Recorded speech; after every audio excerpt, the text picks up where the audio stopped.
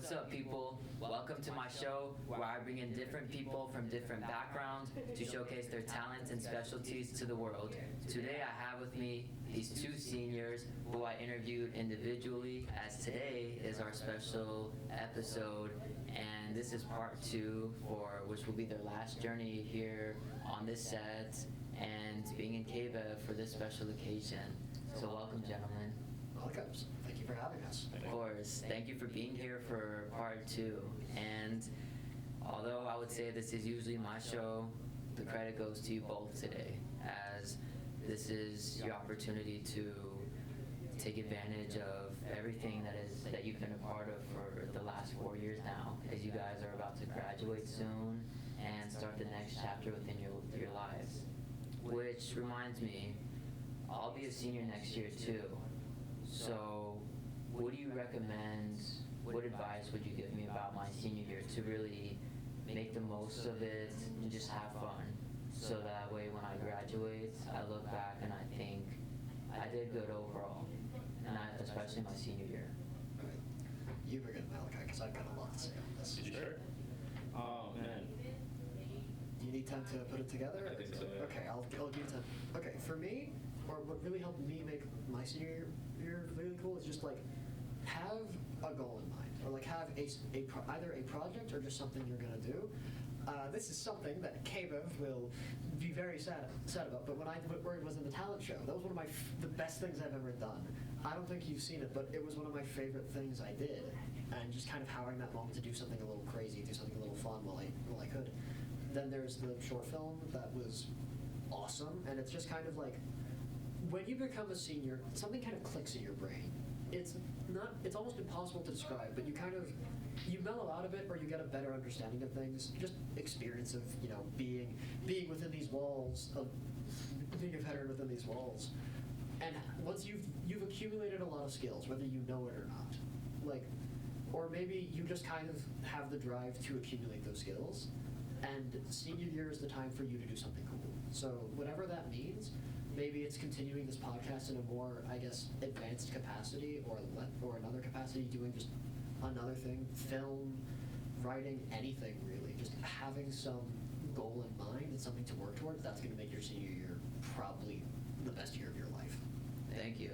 I appreciate that. How about you? Yeah, for sure. I think that what you don't realize is that when you're going through high school, you think you have all this time, and then when you get to senior year, you really realize that it's your last year, and after that, life kind of piles onto you because you have more responsibilities. So your senior year is a good time to do everything that you want to do that is time consuming, if that makes sense. Because your time is you'll have more time because you won't be in high school, but you'll have less time because you have more responsibilities. And so when you're a senior, you should, I think what Matthew said, having a goal is the best piece of advice, because you have a goal and you have the whole year to strive towards it and have fun with it. Because you can have way more fun doing things as a senior than you can once you're out of high school, Yeah. If you want to continue with entertainment, it's there's so many projects that you can make now that will really, first of all, they're going to teach you a lot, because the way I see it, hands-on learning is the best. So when you get this hands-on learning now, you learn a lot, plus you can still have fun with it. And it's going to be the most eye-opening experience. And I'm starting to feel it too. Within the last 2 years and a half, I've just felt disorganized. I've just been unsure of myself, but at the same time, I've been learning about myself through the mistakes, through the failures, and also the good stuff, which I've always tried to see. And I feel like now, as the year is about to come to an end, and I'll be a senior next year, it's really just starting to come together, and me just getting organized. So I'm just curious if it was like that for you both as well. I guess that's just the order we're going to do things now. I talked about it to you before on my designated episode, but I definitely think everyone kind of has a character arc with their. I'm a writer, so I always think in arcs. It was definitely freshman year was where I was at my most arrogant. I was definitely I'm just going to do things because I think they're fun, and then I'm not really going to worry about the result. And a healthy amount of that mentality is important, but you need to worry about the result of your work. That's something very important. sophomore year was definitely me just exploring a lot. It was just me exploring a lot of myself, me changing, me developing a lot. Junior year was kind of coming down from that, kind of mellowing out and trying to like put myself together again. And then senior year has kind of just been me pushing myself in this concrete state as hard as I can. And like things even out. They get more organized? I don't know if that's the right term, but they get clearer. Like you get it. You've been here. You've been within these walls, these trenches, and you've all of a sudden certain things just kind of align. Like how certain people interact, the kinds of people you can trust, and how far you can push yourself, how far you think it's good to push someone else. Like things get clearer. I don't know if they'll ever get organized because life just throws things at you. It's very difficult to just be like, to quote, everyone's got a plan until they're punched in the face. Like you've got to just roll with the punches. You roll with the punches. You get knocked down. You get back up. It's like boxing.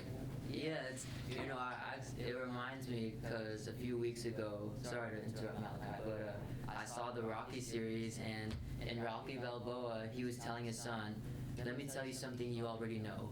The world ain't all sunshine and rainbows. It is a very mean and nasty place, and it will beat you to your knees and keep you there permanently if you let it.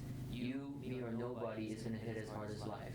But it ain't about how hard you hit, it's about how hard you can get hit and keep moving forward, how much you can take and keep moving forward." And I feel like it's exactly what you're saying right now. Yeah.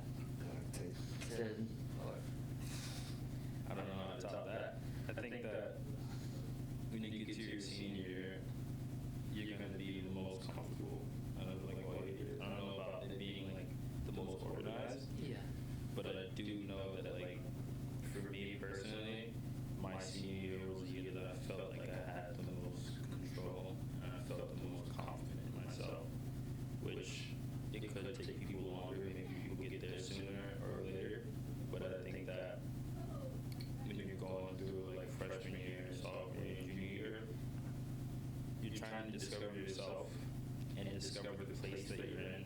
You're trying to get used to the high school, trying to get used to yourself as a human.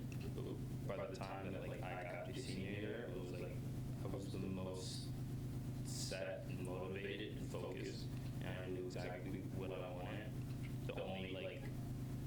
The only point that I was second guess is like how I wanted to get there, but for sure knew where I wanted to go, and I think that it was the most empowering year for me because I knew that I was able to do so much, and I saw the potential that I had in myself for not the first time, but like the most my senior year. Senior year is definitely when you become, I guess, the most you'll ever be. Or like, I don't know if ever be. You definitely become more you as you age, but like, a lot of us kind of know where we want to go, not how to get there. And like, senior year doesn't confirm that, but it's like, this is where it's like, yes, this is who I am. This is what makes the person that is me. And I feel like, yeah, just kind of what Malachi said, like, you know who you are now. Even if it's not perfect, you got a good image. Sorry to... But yeah, we're all perfectly imperfect, and that's okay. And it's just a lifelong process until we all pass away. Where we're always going to make mistakes. We're constantly learning about ourselves. Just keep growing. We're all a work in progress. Even the most successful people, celebrities that we look up to every day, they're still a work in progress, and I feel like that's the beauty of life, because if we were all perfect, if we were all set, and we knew everything, all the stuff that we're able to have fun and experience despite the mistakes and the bad experiences would just be gone, and I feel like life wouldn't be as fun as it is. I got like 2 quotes for that. Well, one of the quotes I always think of, I said it already, it was, well, not today, but previous episode, there's no such thing as a perfect world without bad movies. It's only because you can feel pain and you can feel sad that you can ever feel happy. I remember you said that in our last show. It's only because you get knocked down that you can get back up. And this one's a bit new. It's like, we're sharks. God, I'm sounding like Carey today. We're sharks. We got to keep moving forward. If a shark stops moving, it dies, which is why and maybe it's like, you can lie down, you can rest, and I feel like you can recover, But moving forward, always having always seeing that light at the end of the tunnel. That's what's going to get you through everything. Even if it's, no matter how hard a task is, knowing either that there's an end to it or knowing that there is a peak to this hill.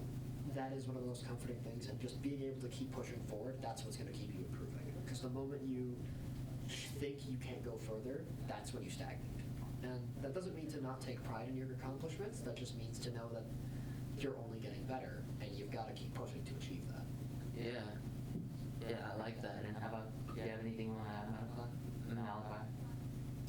I think that as well as like striving to improve in everything that you do, I think the best thing that you can do is also like try new things, for sure. Because I feel like when you're in high school, I feel like freshmen will come into high school with one thing in mind, and then they'll spend all 4 years trying to like perfect that thing, which is great. That's a good path choice, but also the more activities and the more skills that you put your hands in, the clearer idea that you'll have on yourself. Because if you're doing one thing for like all 4 years of high school, you can love that thing and you can like get really good at that thing. But the second you try something else that you might fall in love with, like you'll never know. You'll never know until you actually like try multiple different paths. So I feel like in terms of like classes, like KBEV is amazing, but then there's so many like other choices that we have. Like there's culinary, there's fashion, there's theater, there's robotics, like all these things that you can try. And I know for me personally, like I've been in theater as long as I've been in high school. But there's so many different sides of theater, and there's like the acting side, but then there's also the technical side. And like I just started the technical side, but it feels like I've been in it for years, and it feels like it's my home because of how comfortable and like adaptive I was with it. So I feel like trying new things at any point, as well as also trying to perfect things you already know, is going to really be helpful for you next year and for all high schools throughout all 4 years. Honestly, to kind of piggyback off what Malachi said, this is to you, audience, especially the younger classmen. There were so many things that I did this year, and things that I did this year because I didn't think I could do them any other year. And I want you to know you are capable of learning, you are capable of overcoming these challenges, and you are capable of setting goals and achieving them. It's only your ability to go, it's only your will to push through. And I think what Malachi said before, again, like, try new things, because again, I was brought into theater because one of my friends just said, hey, we need more guys. And since then, it's kind of become my little home. Actually, I think you know Aaron. Yep. Aaron M. Yeah. Mr. So- Maripou, my boy. Yeah.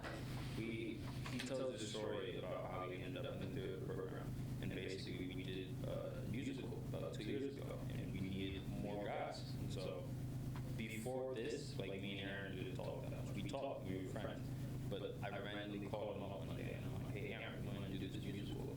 He did that, and then since then, which was That was last year. last year, not 2 years ago, it was last year. So since then, It feels like he's been here for so long. Right, it feels like that long, but since he did that musical last year, he's like just fell in so perfectly, and it's almost as if he found himself in the theater program, not only with acting but also singing. I think he's a choir now. Yeah, he's a bat. And these are like things that like he hadn't done before that, and I didn't know him. I think Matthew knew him more.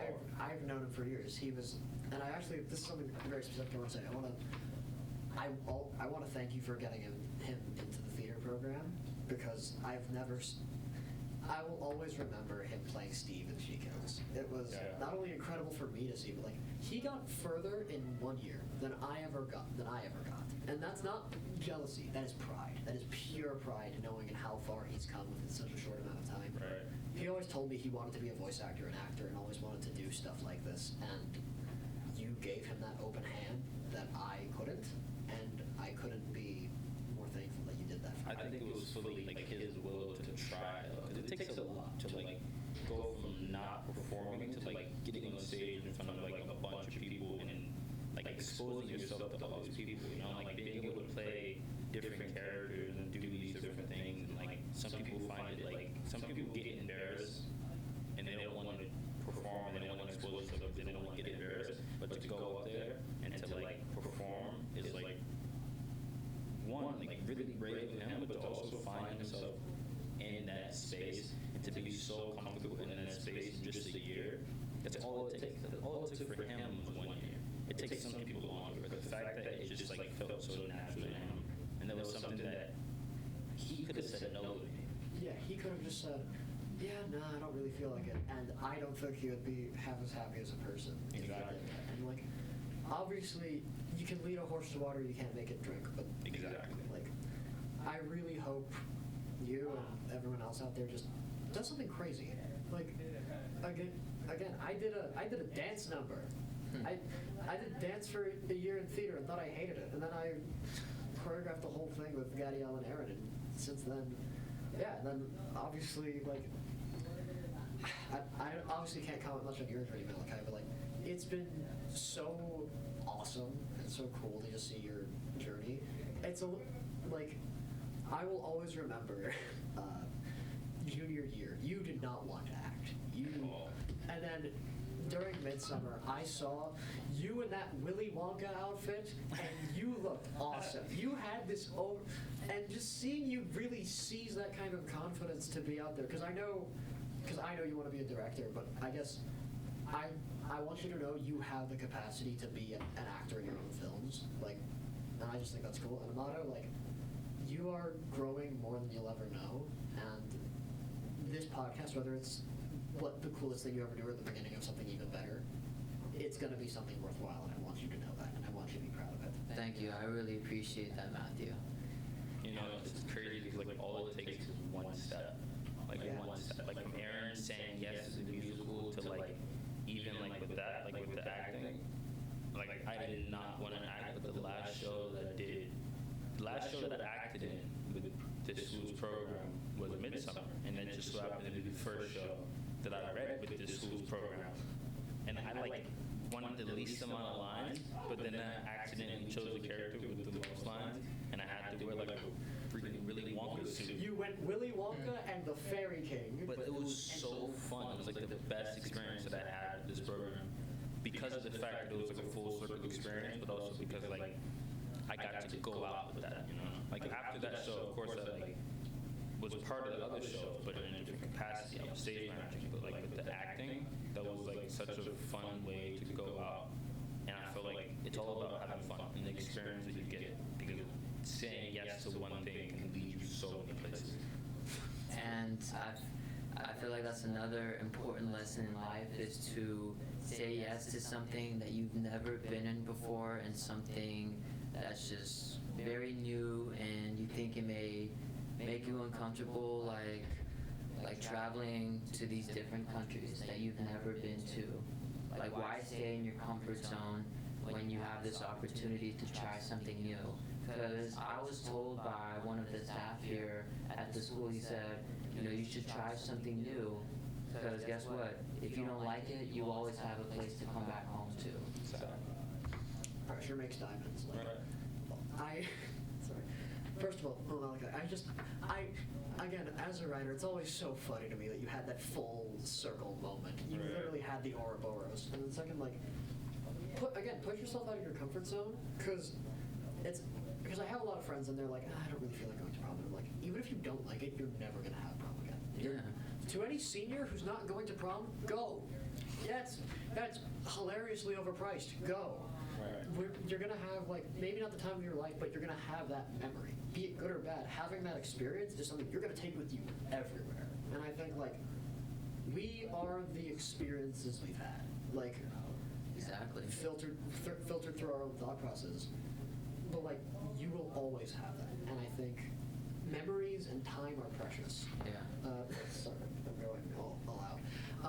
You're good. Something I definitely realized this year is time is the most precious gift you can give, because it's the one thing you can never take back. The time you give to people, the time you give to projects, it's the one thing you can never take back. And it means that, like, with people I say goodbye to, they'll always have, you know, a little bit of me. They'll always have that time I gave them. And that it provides comfort in saying goodbye, knowing that there's a little bit of me there. There's there's going to be a little bit of me here in this studio.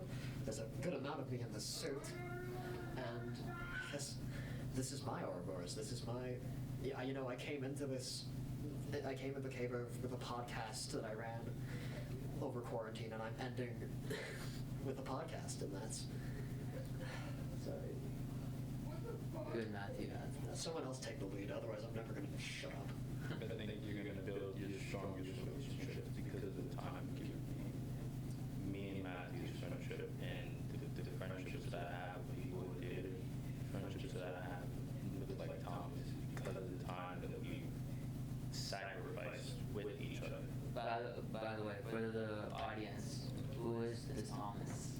Thomas is The GOAT. He is the greatest of all time. He's the Thomas greatest role model I've ever Zosh? had. I think Zosh. I think so, yeah. Zosh. Thomas Zosh. The coolest guy you will ever meet. Something I really want to...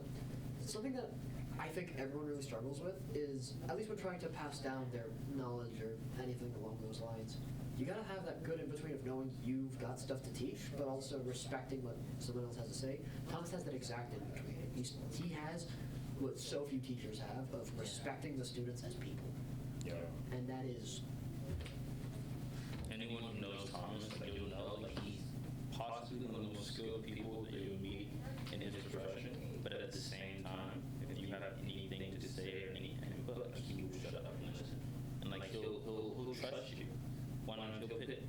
And his job is like really important because we'll like get as far as like not only with our plays, but like every show that this whole district puts on is like him, and then it's his responsibility. And outside of that, him having the normal like production company and all that other stuff, yet he'll put all of that aside and like he'll just listen to you and trust you with any type of input that you have, like regards to a project or just personally, you know. Like Matthew said, he has a lot to teach, but he also has a lot to listen to. Thomas is always pushed to the limit. Like, I'm never gonna... It was earlier today, actually. I was helping him set up, and then I mentioned, like, oh, are we sure we're done? It's not like there's an extra sound system you need to set up. And it was like, Matthew, you just say... And then we set up an extra sound system. Beverly Hills High School, whoever controls the pay, give him a raise. He does not have enough... I know you have the money to spend on him, so do it. Cowards. Thomas deserves a lot for his time that he dedicates to school and the district, but most importantly, the time that he dedicates to us. Yeah. No matter what problem you have regarding anything, you guarantee find a place to Thomas. I think, He will love you. yeah. Anything. Sorry to interrupt, but I still think it says something that, like, we call him by his first name. Yeah. Like, with all your other teachers, it's going to be Miss Scott. There's just nothing in particular to you, Miss Scott. It's just your first name that comes to mind. Miss Howard, Mr. Carrier. You're never going to say their first name because there's always going to be that level of imbalance. But Thomas, he's just one of the guys, and he's your friend, at least if you let him. He's like the definition of one. Like his importance is so high, but he doesn't play into that. And he sounds like someone who knows how to be professional with the students as well. Like he wouldn't take advantage of students in a bad way, because I know He has never taken advantage of a student. that's good. In any capacity. No teacher should do that, by the way. Yeah, I mean, I know it was a big problem back in the 70s, the 80s, and the 90s, but because of those experiences, I guess it's a little more better now. Like, still, stuff is still gonna happen regardless, but it's just more, I guess there's just more awareness and security now. Definitely, you want to say anything? Well, I do. What's the hardest thing that you both have dealt with, and how did you overcome those challenges? Okay. Where to begin? Life. Life. Life is a challenge, but you know, you keep pushing through it. I think that most recently with leaving high school, I know a lot of people that I know are challenged with what they want to do. So I think that's a common challenge with kids our age or just people our age. I know, like, the job that I work at a clothing store. So a lot of people who are older, and to look older myself so they don't realize it, like I'm in high school. As a matter of fact, I just turned 18. So like I was 17. People thought that I was like, I'm sorry, when was your birthday? What is it in March? Okay, okay, good. So maybe not like just. I was Not being just. very concerned, Malachi. You didn't tell me about your birthday. No, but it was in March. So I turned 18 in March, but like people thought that I was like 23 when I was like 17. And so like I'm talking to people who are like much older than that, like they're still having trouble finding out what they want to do as a career. So while that's common, I think for me my problem is like knowing how to get there and knowing the best path. Because it's almost as if like when you have a goal and you know what you want to do, now the scary part is like how to get there. Because it can lead to disappointment. Like it can. But you just have to have like security in yourself and like you have to have enough confidence to know that like the best path is going to be the one that you pick. Like you can listen to people and you should always like take advice and listen, and like the more people that you can like learn from, the better. But at the end of the day, when deciding on your path, the loudest voice should be yourself. And you have to remember that. And you have to remember that because of the fact that you're life, because of the fact that your path is ultimately the most unique one, because no one has done or gone through exactly what you've done or gone through, that you're going to make the best decisions for yourself. And other people might think that like they know what's best, and they could, you know.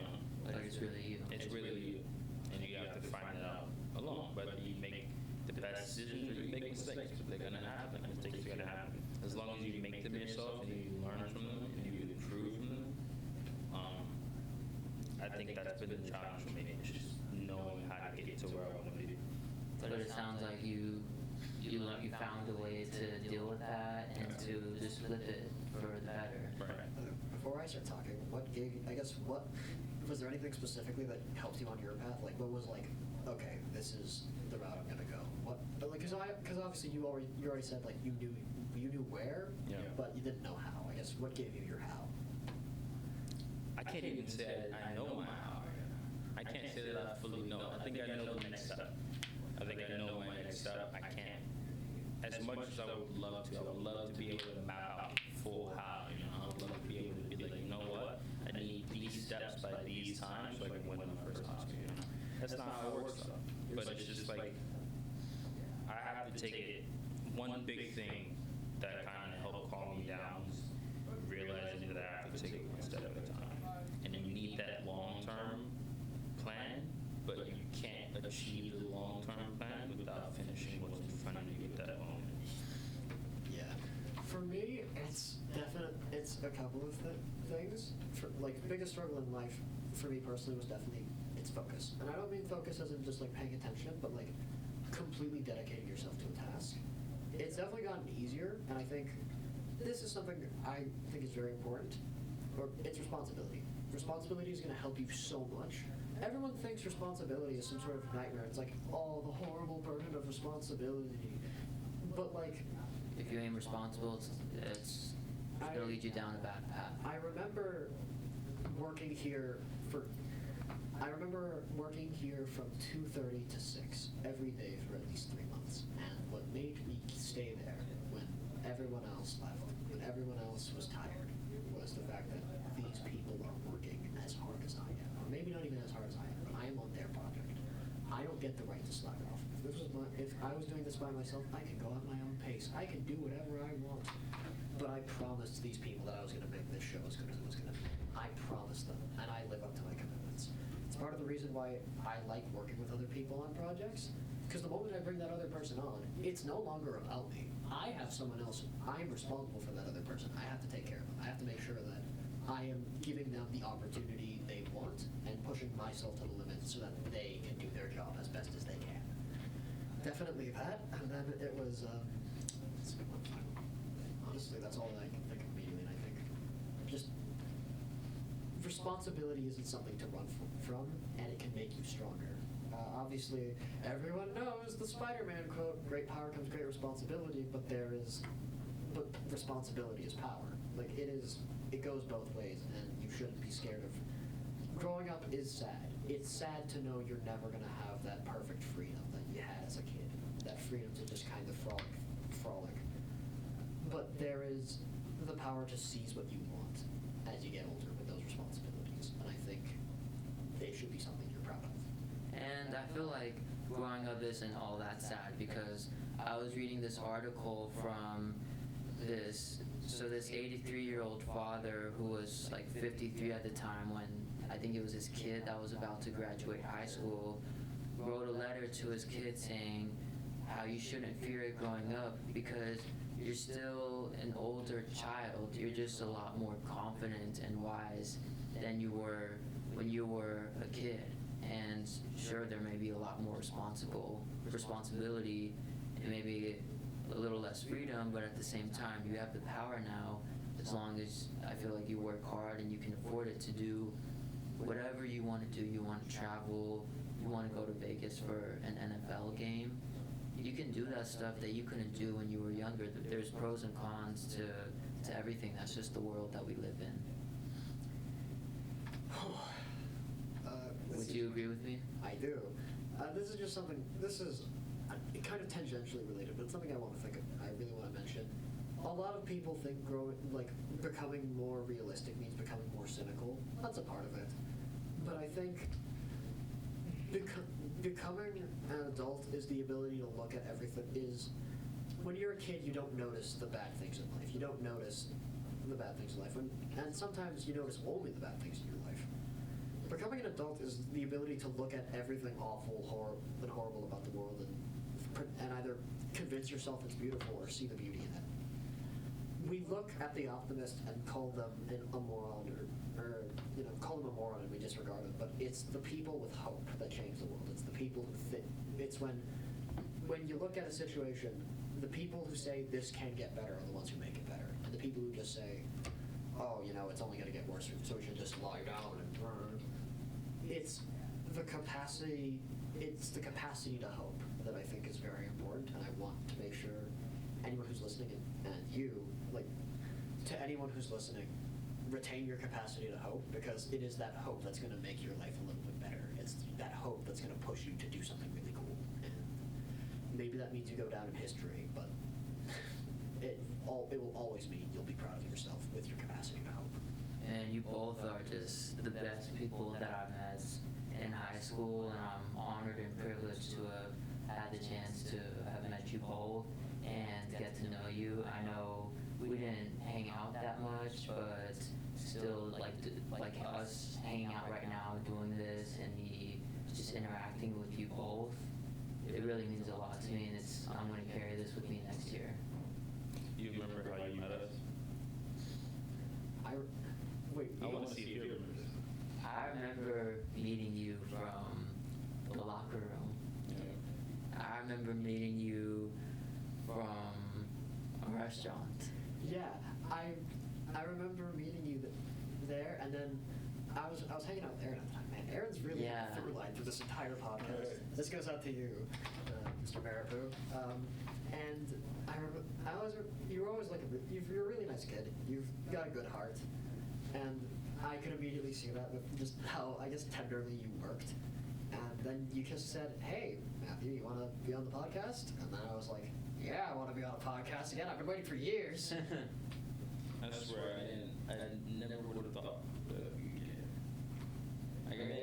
When I first met you, you were like more like an athletic kid. I met you in locker room. You were doing a water polo. So I didn't think that there's more depth to people than you'd imagine, and it just takes time. Yeah. To realize it. Everyone's really interesting if you look at it. Right. Sorry, I need to make sure I say this right. Everyone is an interesting person. There's always depth to people, and it's always, I guess for me, it's peeling back the layers and learning to understand these people a little bit better is always. I think that's the appeal of this podcast for you, at least Amado. Yeah. Learning the interesting aspects of people is one of the best things of conversation, because you'll learn so much about something from their passing statements.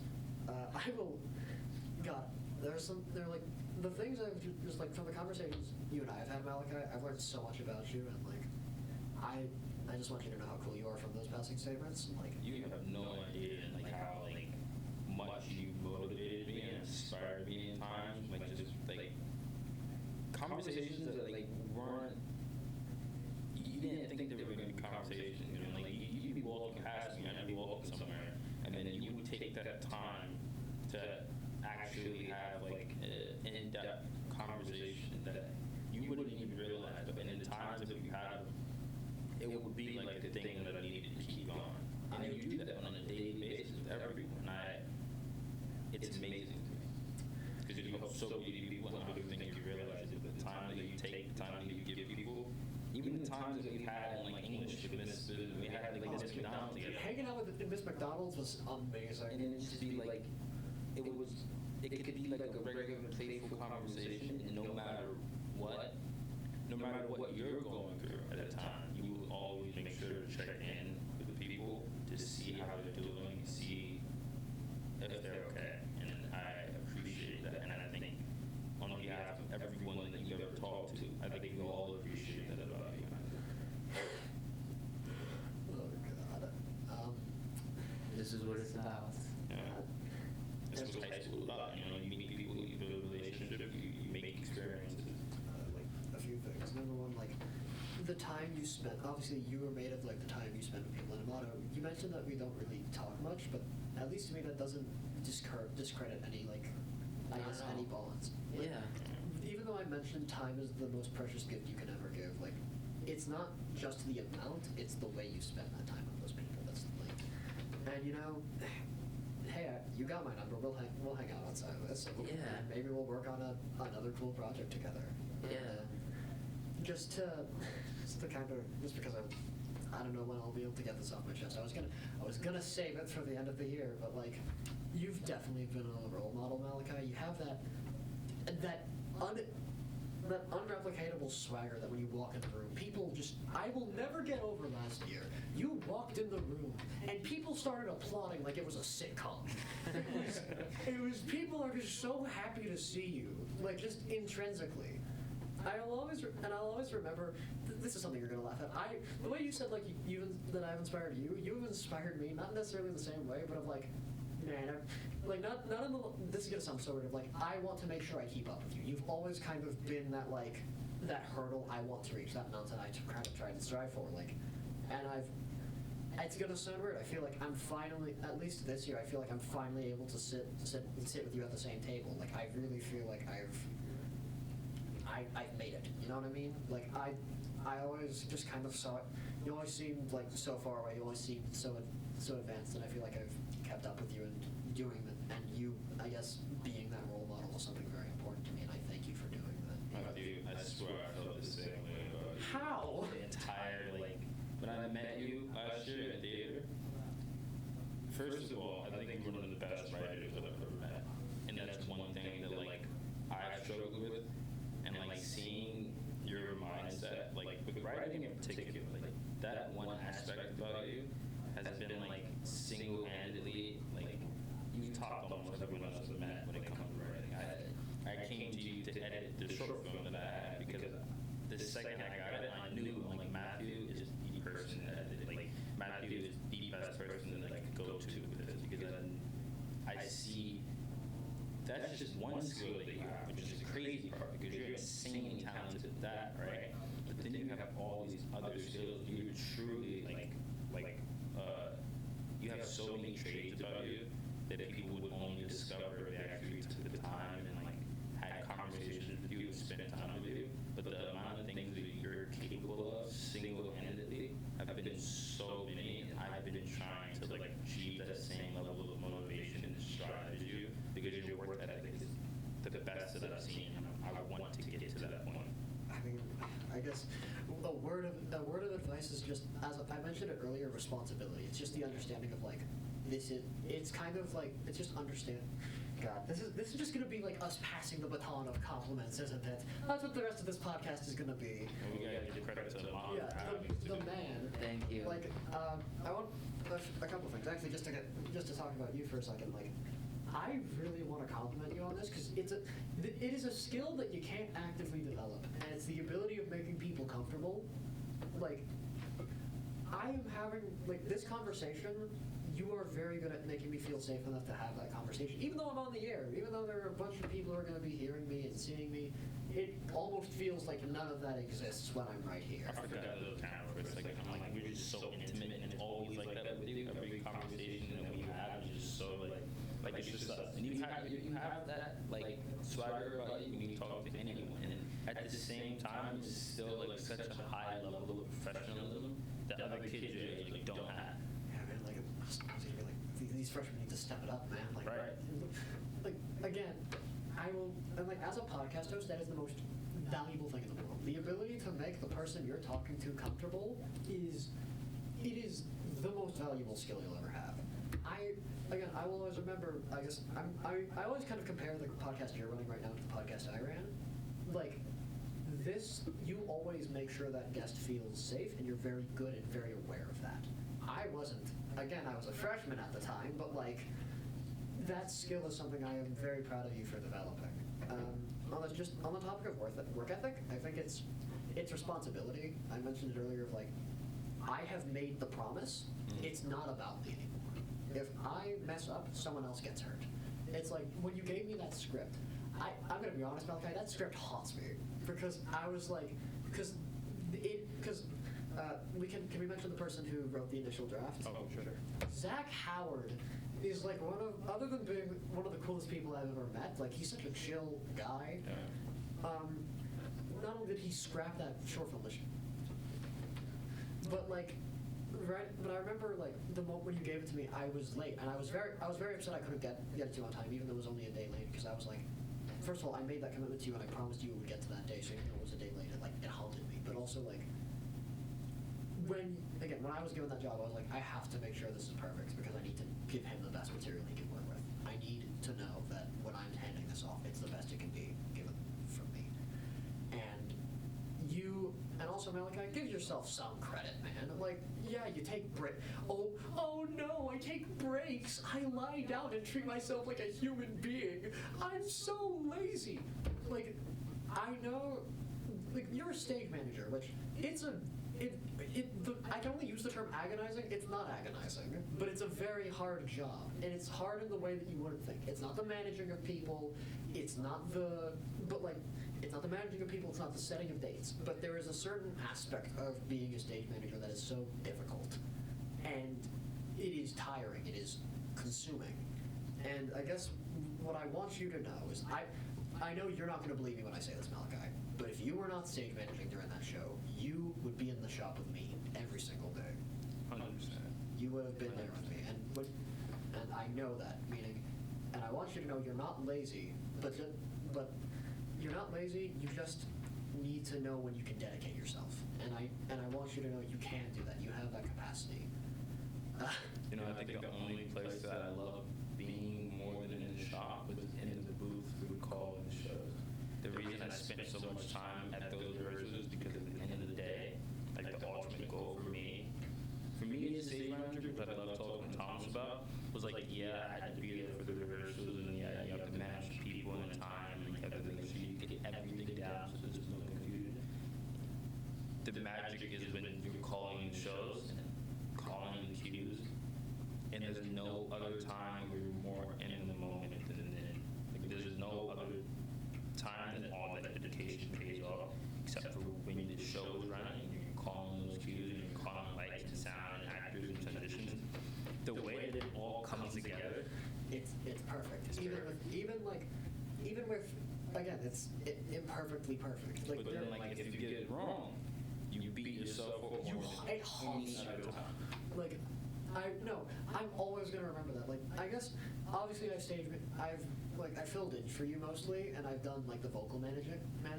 But like when working on my own projects and like just watching it, it feels like nothing else exists except that euphoria. And like, no one's ever gonna get right. Not no one, but like, it is a nearly impossible feeling to explain. When you go through all the hardship, you're tired, you feel awful, but you keep going. And I try to explain it to my parents, and they're like, if this job is so hard, why do you not do it? They're really pushing you this hard. And it's because you love it. And it's when that moment, when the lights come on, when when you're on camera, when you're performing, or when you're just calling the shots from backstage, that, maybe it's adrenaline, but there's something more than that. Something, I can only call it almost spiritual, almost Passion. What? It's a passion. It's passion.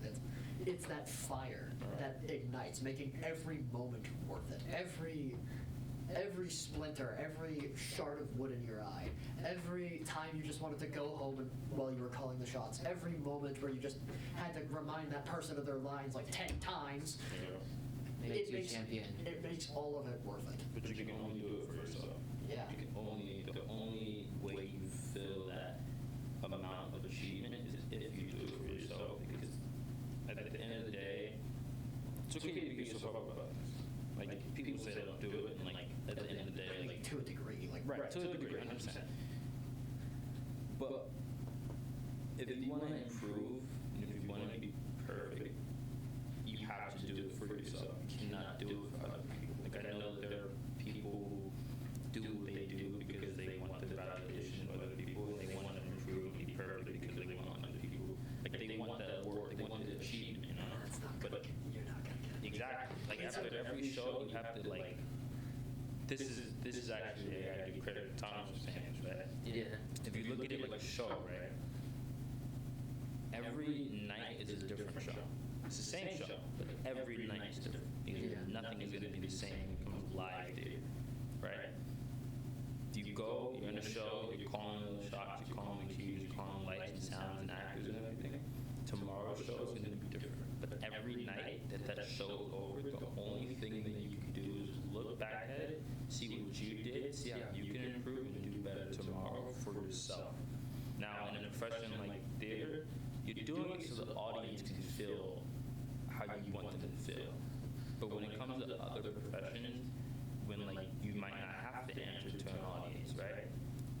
The one universal thing is that if you do it for the self, you're gonna feel the most achieved, and ultimately you're gonna improve more and more if you're improving for yourself rather than other people. I do and don't agree with you, actually. I mean, obviously, I agree that there has to be some self-motivation. If it's not for the self, you're not gonna be happy with it. Like, when you, I guess, God, this is such a dumb comparison. I can't believe I'm about to say this. It's kind of how people change a lot when they start dating. Like, because you have a motivation. You have someone you want to make happy, or like, you have, again, that's why when I have other people on a job with me, that's why I definitely push myself harder. Yeah, it's for me, but there are other people I have to keep my promises to. It's when you have that motivation of someone else, that can also help you a lot. Like, and you can't, again, it's balance. Balance is the key word of like, you gotta have that perfect halfway point of like, I'm doing this for me, but I'm gonna do all I can to make these other people happy while I'm doing it. Yeah. And it's, God, like, also, this is just something I like to think about a lot. Can you believe how much of a contradiction being a human is? Yeah. Like, you ever think about that? All the time. Like, this is at least these are my two favorite ways to summarize humanity. The human experience is the clash between wanting to be an individual and being distinct while wanting to be in a group. And it's the clash of these two things that basically decides everything. It's the desire to be you and the desire to feel loved. And that conflict and unison is what creates people, in my opinion. I think especially in our profession. Oh, definitely. Going to like entertainment. Yeah, you want people like again, if you don't care what anyone else says about like your work, then you're only making it for yourself. Yeah, you'll like it, but truly incredible work, you do have to think about other people. But like if you're only making work because you want to please the biggest audience, then your work sucks. Right. That's why, at least to me, the more specialized a work is, often the better it is. Like, you can have your like general blockbuster that everyone will like, or you'll have that masterpiece that a few people will love. I think the more, well, with us, this is like more specified with entertainment. Yeah. So when you're telling a story, the stories that you relate closer to are often better because you can put more into it. And like there's more love and passion and effort and energy, time, everything that you put into any project you do, every little amount matters. So the more you put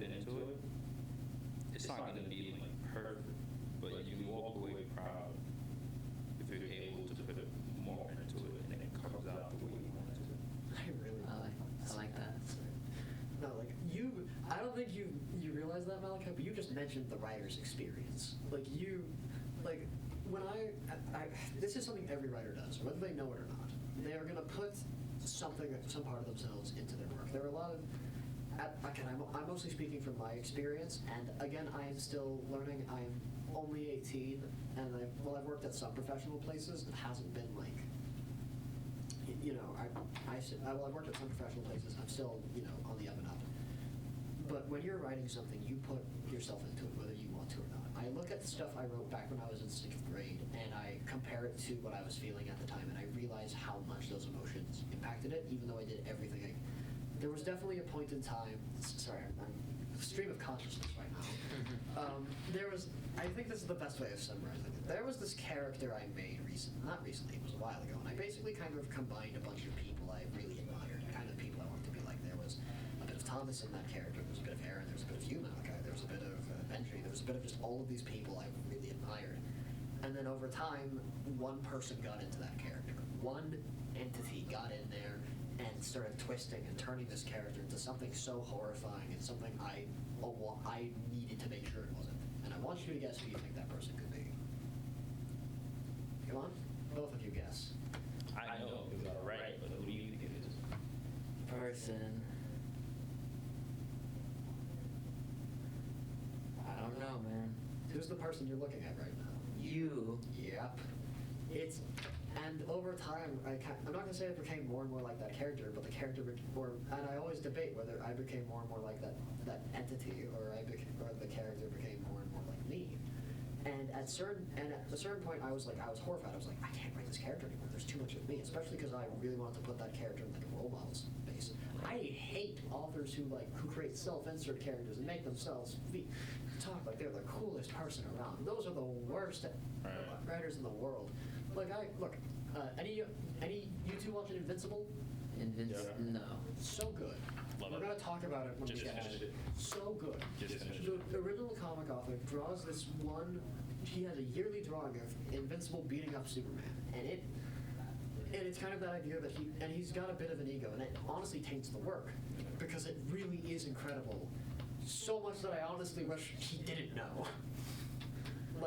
And so it was kind of that struggle, and I'm like, the more, obviously, but I kind of realized that those parts of me that I put into that character, they make him complete. Yeah. Even if maybe they're parts I don't like. It's the blood, it's the sweat, it's the tears, and it's the things you do accidentally that are going to make something perfect. Right. You'll never know. So I'm just, again, so you're kind of started. When I was recording my short film, there was this scene that there was no dialogue. It was all music. It was all cinematography. It was all choreography. It is as far away from my field as it could be. And watching it became my favorite scene, because it was so distant but so intimate with me. And I think that's art, you know? Yeah.